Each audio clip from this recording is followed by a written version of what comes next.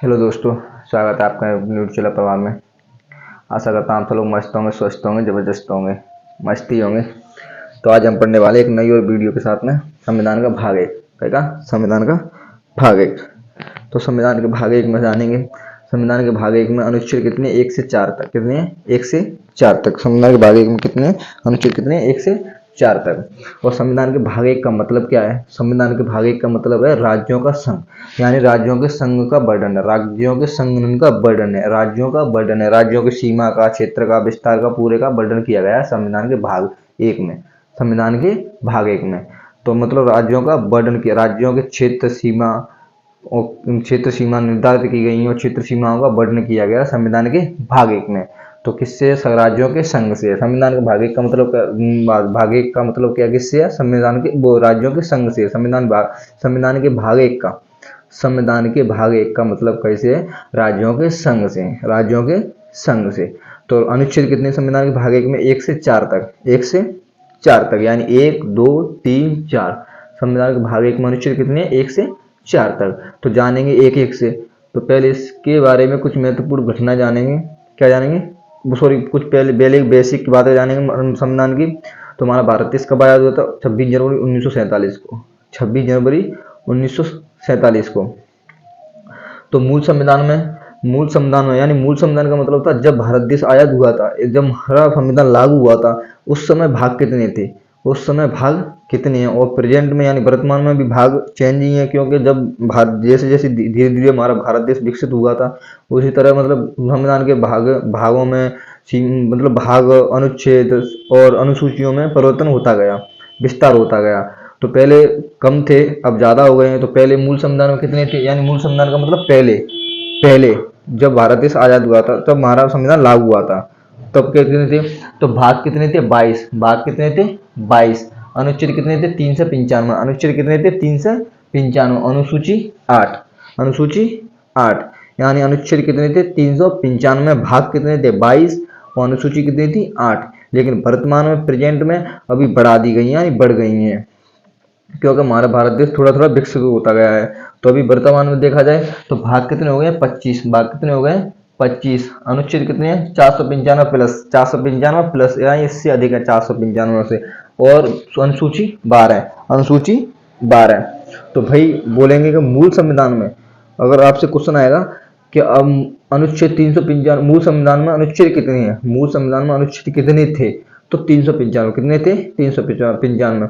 और अनुसूची पूछी जाए, मूल संविधान में अनुसूची कितनी थी? तो 8। अनुसूची कितनी थी? 8। अगर आपसे पूछा जाए भाग कितने थे मूल संविधान में? भाग कितने थे भाई? 22। कितने थे? 22। लेकिन आपसे वर्तमान में पूछे कि वर्तमान में भाग कितने हैं? 25। भाग कितने हैं? 25। अनुसूची कितनी है? 495 प्लस, 495 प्लस। भाई बता सकते हैं अनुसूची कितनी है? 495 प्लस। और अनुच्छेद 495 प्लस है, अनुच्छेद 495 प्लस है। और अनुसूचियां हैं 12। अनुसूचियां हैं 12। तो फिर दोबारा से फिर कर रहा हूँ एक बार। मूल संविधान में हमारे भाग कितने थे? 22। अब आपसे कहा जाएगा मूल संविधान में भाग कितने हैं? 22। मूल संविधान में भाग कितने हैं? 22। और अनुसूची कितनी है? 395। वो सॉरी, अनुच्छेद कितने हैं? 395। अनुच्छेद 395 मूल संविधान की बात कर रहा हूँ। और अनुसूची कितनी है? 8। मूल संविधान में अनुसूची कितनी है? 8। लेकिन वर्तमान में अनुच्छेद 495 प्लस है, अनुच्छेद कितने? 495 प्लस। और अनुसूची 12 है, अनुसूची 12 और भाग 25 है, भाग 25 है।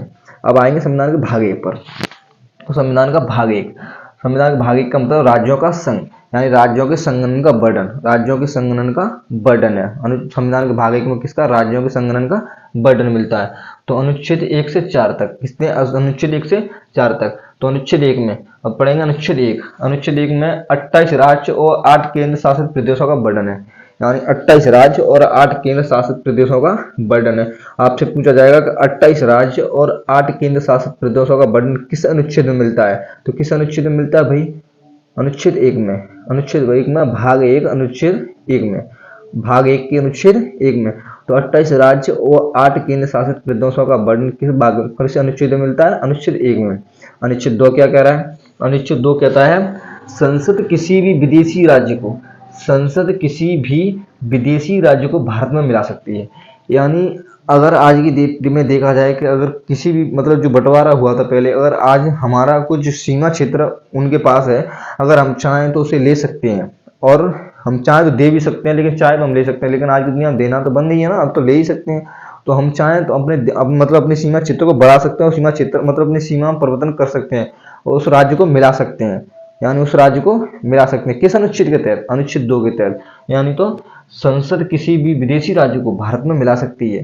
संसद किसी भी विदेशी राज्य को, जो कोई राज्य अगर अपनी अपेक्षा से भारत में मिल सकता है, मिलना चाहता है, तो संसद किसी भी विदेशी राज्य को भारत में मिला सकती है किस अनुच्छेद के तहत? अनुच्छेद 2 के तहत। अनुच्छेद 2 के तहत यानी संसद किसी विदेशी राज्य को भारत में मिला सकती है किस अनुच्छेद के तहत? अनुच्छेद 2 के तहत। तो अनुच्छेद 1 में, पहले अनुच्छेद 1 में क्या है?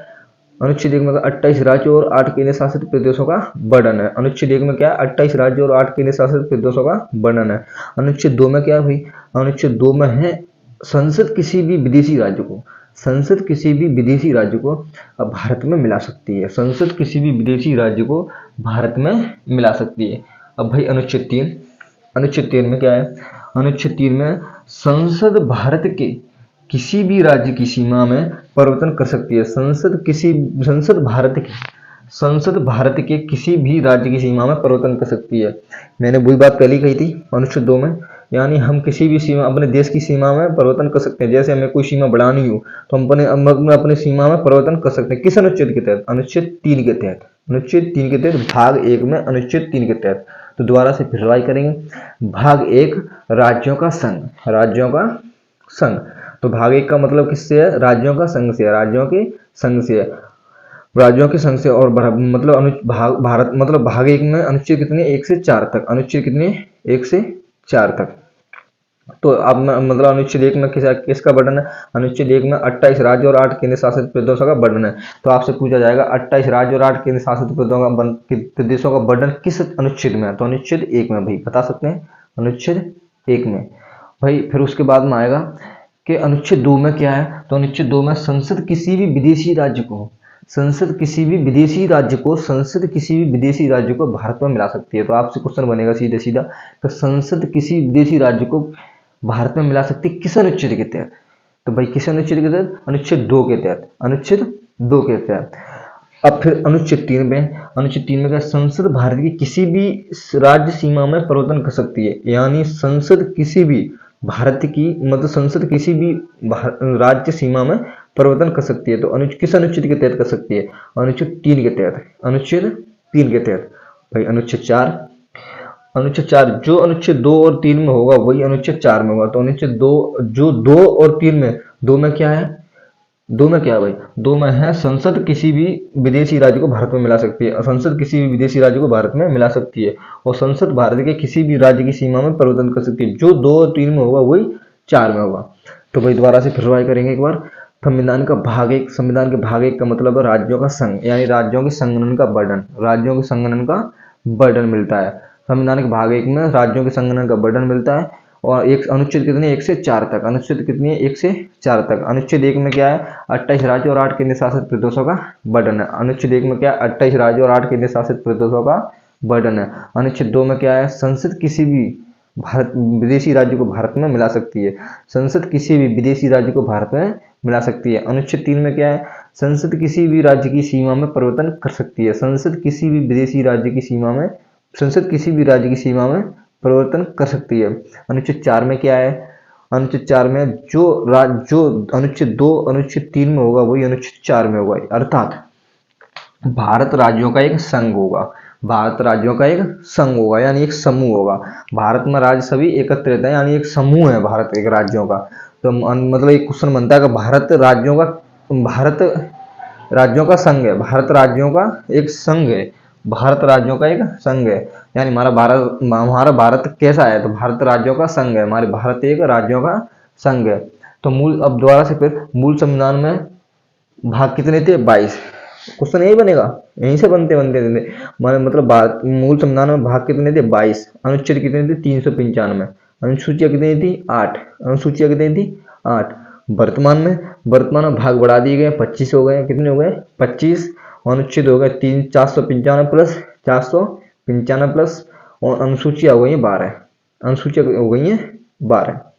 तो शायद आपको ये संविधान का भाग 1 समझ में आया होगा। आपको ये वीडियो कैसी लगी आप जरूर बताएं कमेंट में। जय हिंद।